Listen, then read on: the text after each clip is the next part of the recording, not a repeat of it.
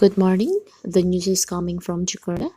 A fire erupted at an illegal oil well site in Indonesia's northernmost province on Wednesday, killing at least 18 people and injuring about 40 others, some of whom were badly burned, authorities said.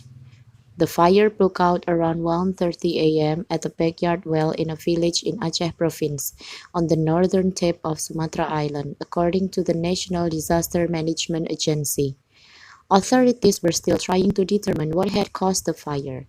Local news reports said it may have started with a spark from a blowtorch or a worker smoking a cigarette.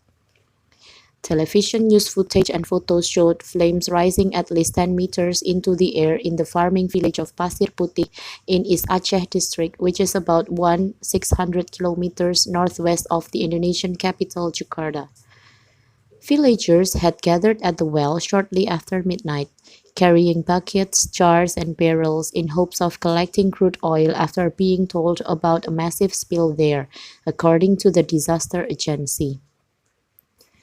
A group of people came there to gather up oil and they weren't supposed to be there, the disaster agency said in a statement. At least 5 homes were gutted by the fire, the agency said.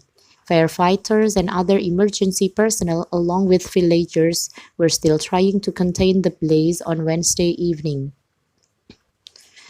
Indonesia's Ministry of Energy and Mineral Resources and the state-owned oil company Pertamina sent teams to Aceh, which has industrial oil and gas operations, to investigate the incident, said Agung Pribadi, a ministry spokesman. This is a case of illegal drilling, and the ones responsible for it must be dealt with by the law, he said. Agung said the well was being operated by local residents, adding that he was not sure if there were other illegal wells in the area. Lieutenant Colonel Wahyu Kuncoro, chief of the East Aceh District Police, told reporters at the scene that firefighters were trying to break the chain of oxygen in the well to stop the fire.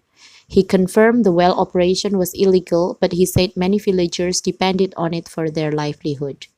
Illegal well operations are common in Indonesian regions where oil is present, including on the islands of Sumatra and Java. In some cases, the wells were abandoned by the Dutch colonial administrations that once ruled Indonesia and are now run by groups of villagers working around the clock.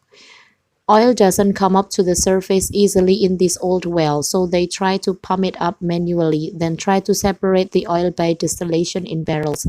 And that's where they probably had the fire, said Mangantar Marpaung, former chief of the Indonesian Mining Fire and Rescue Agency. Then they sell it as a kerosene to the local market or for motorcycles and fishing boats, he said. Those are their customers. The local governments know, but because they cannot provide any other jobs, they look the other way.